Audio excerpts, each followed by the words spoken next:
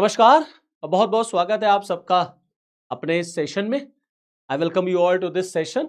और आज के इस सेशन में हम लोग उस एक टॉपिक पर बात करेंगे, उस एक विषय पर समझने की कोशिश करेंगे कि आखिरकार में नेपाल में आने वाले दिनों में अगस्त 23 में 23 अगस्त को नेपाल में एक सेमिनार होने जा रहा, लेकिन इसकी चर्चा चाइना तक हो रही है और शी जिनपिंग की सरकार इस नेपाल में होने वाले सेमिनार से इतना घबरा रही है।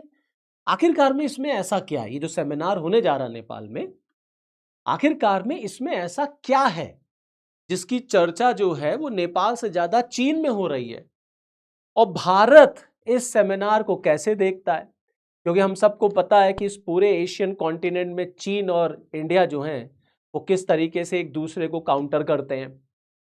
तो भारत के पास दरअसल एक ऐसी ताकत, एक ऐसा स्ट्रैटेजिकल वेपन लग गया है जो नेपाल जो जो जो चीन की सबसे बड़ी कमजोरी है। जी हां, मैं बात कर रहा हूं तिब्बत की। अब देखिए दरअसल पूरी कहानी क्या है। कहानी यह है कि आने वाले 23 तारीख को, 23 अगस्त को, मैं आपको पूरा न्यूज दिखा रहा हूं। देखिए 23 अगस्त से लेके 29 अगस्त तक 17 तिब्बतन स्टडीज सेमिनार काठमांडू में होने जा रहा है। अब काठमांडू में होने जा रहा है, नेपाल में होने जा रहा है, इसमें प्रॉब्लम क्या? कहीं भी हो सकता है, बिल्कुल हो सकता है। आप ये कह सकते हैं कहीं भी हो सकता है, किसी देश को क्या दिक्कत? बिल्कुल हो सकता है, कोई दिक्कत नहीं है। दिक्कत सेमिनार से नहीं है, दिक्कत ये सेमिनार किसका हो रहा है। ये सेमिनार हो रहा है तिब्बतियंस का। ये 17 तिब्बतियन स्टडीज सेमिनार है। ये माना जा रहा है, चीन को ऐसा लग रहा है कि ये प्लेटफॉर्म तिब्बतियंस यूज कर सकते हैं एंटी चाइना प्रोपेगेंडा को फैलाने के लिए, दुनिया से अपनी अपने फेवर में सिंपैथी लेने के लिए। क्योंकि तिब्बत, हम सब जानते हैं कि कई तिब्बतियंस जो है इंडिया में रिफ्यूजीज के फॉर्म में रहते हैं, यहां उन्होंने शरण ले रखी है। ऐसे ही ठीक ठाक संख्या में ना नेपाल में भी रहते हैं। और चीन को यह लगता है यार ये कहीं ऐसा तो नहीं है कहीं ये प्लेटफॉर्म जो है एंटी चाइना हो जाए। तो चीन को इसी तिब्बतियन स्टडीज सेमिनार से खतरा है। और आप देखिए इसमें पूरे दुनिया से ये माना जा रहा है 700 अप्रोक्सीमेटली 700 तिब्बत स्कॉलर्स जो हैं वो यहां पर पार्टिसिपेट करेंगे। ये अलग बात है कि ये बार बार कहा जा रहा है ये पूरा सेमिनार जो है ना वो दरअसल एक एकेडमिक गैदरिंग है। एक एकेडमिक गैदरिंग है, इसमें कोई प्रोपोगेंडा नहीं है, इसमें कोई पॉलिटिकल बातें नहीं होनी है, केवल एकेडमिक गैदरिंग है। इसमें चर्चा की जाएगी कुछ टॉपिक्स पर, सिर्फ यही है। और आप देखें चीन इतना इस पूरे सेमिनार से घबरा गया, शी जिनपिंग जैसा व्यक्ति, जैसा तानाशाह घबरा गया। नेपाल में कम चर्चा, चीन में ज्यादा चर्चा, कि आनन फानन में जल्दी जल्दी नेपाल में जो चाइनीज राजदूत हैं वो नेपाल के फॉरेन सेक्रेटरी से जाकर के मिले तुरंत, और उन्होंने अपना कंसर्न शो किया। उन्होंने ऑब्जेक्शन क्रिएट किया कि देखिएगा कि ये जो सेमिनार होने जा रहा है ये कहीं एंटी चाइना प्रोपेगेंडा को प्रमोट ना करे, ये प्लेटफॉर्म जो है वो एंटी चाइना यूज नहीं होना चाहिए। ये चीन की तरफ से नेपाल गवर्नमेंट को ऑब्जेक्शन क्रिएट किया गया है। ये दिखाता है कि तिब्बतियन का कोई भी फंक्शन, कोई भी इशू कहीं भी होगा ना दुनिया के किसी भी कोने में, नेपाल मतलब चाइना को नींद नहीं आती। चाइना में एक घबराहट सी रहती है कि कहां कौन से फंक्शन में एंटी चाइना बातें होने लग जाएं और दुनिया भर के देश जो है वो तिब्बत के सपोर्ट में खड़े हो जाएं, तिब्बत उनसे सारी सिंपैथी ले ले। क्योंकि हम सब जानते हैं कि चीन लगातार हमेशा से कहता रहा है, चीन का मानना है कि तिब्बत और ताइवान ये दोनों उसके इंटीग्रल पार्ट हैं। आप देखिए दोनों को लेकर के चीन इतना ऑब्सेस्ड है कि ताइवान के मैटर पर तो वो अमेरिका से लड़ने को तैयार है। वो अमेरिका को धमकाता रहता है कि ताइवान से दूर रहो। जहां तक रही बात तिब्बत की, देखिए तिब्बत 1950 में आप देखें अगर, तो चीन ने तिब्बत पर जबरदस्ती कब्जा करना शुरू किया, लोगों को मारा पीटा, काफी जुल्मों सितम किए, एट्रोसिटीज के। बहुत सारे तिब्बतियंस जो हैं वो भारत चले आए। आप सब जानते ही हैं कि 14 दलाई लामा इंडिया में ही रहते हैं, धर्मशाला में, आप सबने नाम भी सुना होगा। गवर्नमेंट इन एग्जाइल इंडिया से ही चलती है। तो चीन ने तिब्बत पर कब्जा तो कर लिया, वहां के संसाधनों पर तो कब्जा कर लिया, लेकिन लोगों के दिलों पर राज नहीं कर पाया। लोगों के दिलों पर चीन जो है कब्जा नहीं कर पाया। और तिब्बत क्योंकि नेचुरली भी बहुत रिच है, भाई देखिए तिब्बत को पूरे एशिया का वाटर टावर कहा जाता है।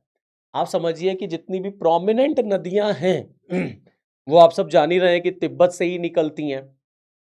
तो तिब्बत के जो संसाधन है ना, उस पर चीन की नजरें थी और चीन ने इस तरीके से तिब्बत पर कब्जा किया, वहां से ये इशू क्रिएट हो गया। और भारत हमेशा से तिब्बतियन लोगों के अधिकारों, उनके राइट्स, उनकी स्वतंत्रता, उनके मानवाधिकार, उनके फंडामेंटल राइट्स का सपोर्टर रहा है। जिस तरीके से चीन ने इंटरफेरेंस किया है, इंक्लूजन किया है तिब्बत में, भारत ने हमेशा उसका विरोध किया है। चीन का जिस तरीके से एक्सपेंशनिस्ट पॉलिसी रही है, भारत हमेशा से उसका खिलाफत करता है। भारत हमेशा से तिब्बत के लोगों के साथ है, तिब्बत के लोगों के अधिकारों के साथ है। और भारत को अच्छी तरह से पता है कि तिब्बत जो है और ताइवान, ये दोनों चीन की बहुत बड़ी कमजोरी हैं, बहुत बड़ी कमजोरी हैं। तो चाइना जो है ना, वो तिब्बत पे उसने कब्जा तो जरूर कर लिया, लेकिन वहां के लोगों को जीत नहीं पाया। बल्कि आपको मैं बताऊं कि तिब्बत के लोग अपने आप को ज्यादातर भारत से जोड़ते हैं, वो चीन से अपने आप को नहीं जोड़ते, वो भारत से जोड़ते हैं। तो अगर चीन पाकिस्तान में जा करके, भारत के पड़ोसी मुल्कों में जा करके एंटी इंडिया सेंटिमेंट्स या एंटी इंडिया प्रोपोगेंडा को प्रमोट कर सकता है, तो भारत क्यों नहीं तिब्बत का साथ दे सकता? बिल्कुल तिब्बत का साथ देना चाहिए इंडिया को। और हम हैं, तिब्बत के अधिकारों के साथ है, तिब्बत के लोगों के साथ भारत खड़ा है हमेशा। अब यही बात चीन को जो है वो खलती है, और इसीलिए सेमिनार से चीन जो है वो इतना घबराया हुआ है। अच्छा, अब नेपाल में देखिए, अब नेपाल की जो सरकार है, बालेन शाह, जो कि एक रिवॉल्यूशन के बाद वहां के प्राइम मिनिस्टर बने, अब लोग नेपाल से पूछ रहे हैं, ये बताओ कि नेपाल सोवरेन और डेमोक्रेटिक कंट्री है कि नहीं है? चीन कौन होता है हमको आदेश देने वाला? कि नेपाल चीन का पपेट है, जो चीन कहेगा वही नेपाल कहेगा। इस बात पर भी हो गया। तो नेपाल सरकार ने हालांकि चाइना को यह एश्योर किया है कि China criticism means anti China इस प्लेटफॉर्म का यूज नहीं होगा, मींस एंटी चाइना कोई काम भी इस सेमिनार में नहीं किया जाएगा। ये नेपाल की तरफ से आया। अब नेपाल में सेमिनार से चीन इसलिए भी घबराया है क्योंकि भाई भारत से भी तो लोग जाएंगे, और चीन को पूरी तरीके से पता है कि भारत खुल करके तिब्बत और दलाई लामा और तिब्बत के लोगों के साथ है। लेकिन जिस तरीके से चीन ने नेपाल पे दबाव बनाया और जिस तरीके से इस इशू को लेकर के इशू क्रिएट हुआ, जो गवर्नमेंट इन एग्जाइल है, जो तिब्बतियन गवर्नमेंट इन एग्जाइल है भारत में, उसकी तरफ से एक लेटर आया जिसमें यह कहा गया कि वो ये नहीं चाहते कि नेपाल इस सेमिनार को कैंसिल करे। इसलिए यह कहा गया है कि इस पूरे सेमिनार में वो इसको स्किप करेंगे। मतलब Tibetan government in exile is not going to attend this seminar, ताकि ये सेमिनार हो। और उनकी तरफ से जो चाइना प्रेशर डाल रहा है इस कॉन्फ्रेंस को लेकर नेपाल पर, उसका ये एग्जाम्पल है। कहा गया कि भाई हमारी तरफ से कुछ ही लोग जाएंगे, प्रोमिनेंट लोग नहीं जाएंगे, दलाई लामा नहीं जाएंगे, बड़े अधिकारी नहीं जाएंगे, कुछ ही लोग चले जाएंगे।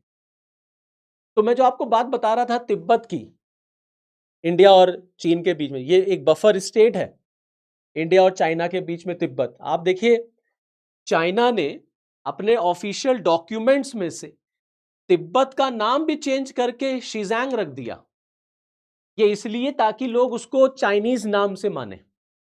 और इंडिया और चीन के बीच में जो सबसे बड़ा जो जो जो एक डिस्प्यूट का मैटर, वैसे तो बहुत सारे डिस्प्यूट के मैटर हम सब जान ही रहे, देखिए ट्रेड का मैटर है, गलवान। आप जब भी इंडिया और चाइना के डिस्प्यूट को देखते हैं तो सबसे ज्यादा आपको आता है बॉर्डर इशू, ठीक है?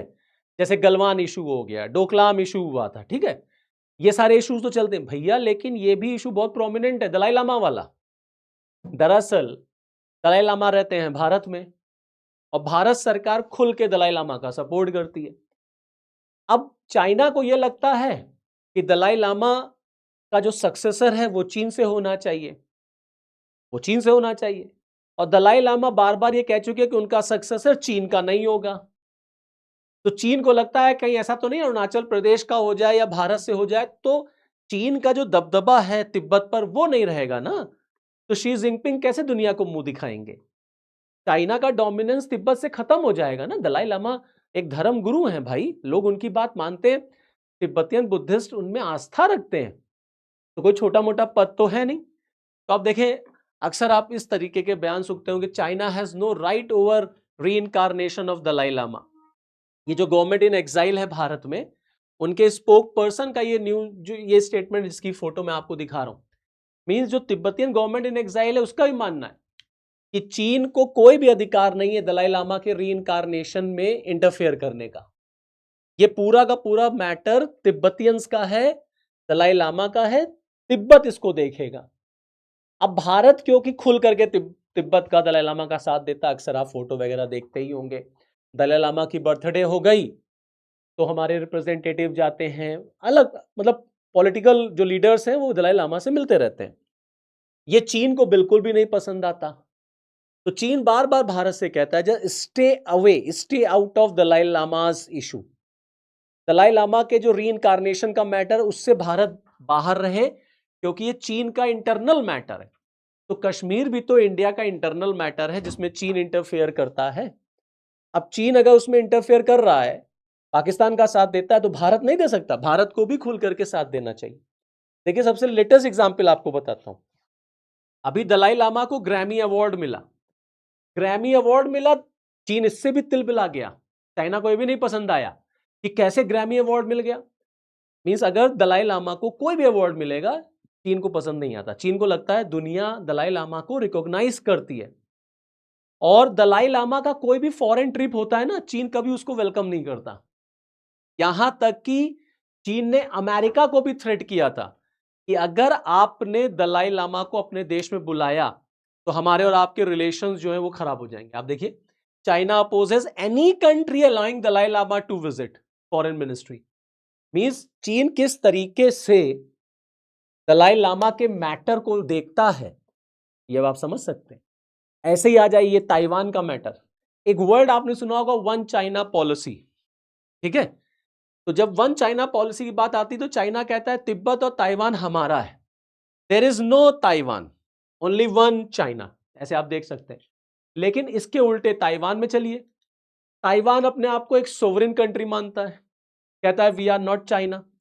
अब यही झगड़ा है, तो चाइना जो है ताइवान को अक्सर डराता रहता है, कभी वहां मिलिट्री एक्सरसाइज करेगा, कभी अपने फाइटर जेट्स भेज देगा, कभी अपने शिप्स भेज देगा, ताइवान को साइकोलॉजिकल प्रेशर में डालने के लिए, क्योंकि ताइवान बार बार चिल्लाता है कि हम एक सोवरेन कंट्री हैं, we are not part of China.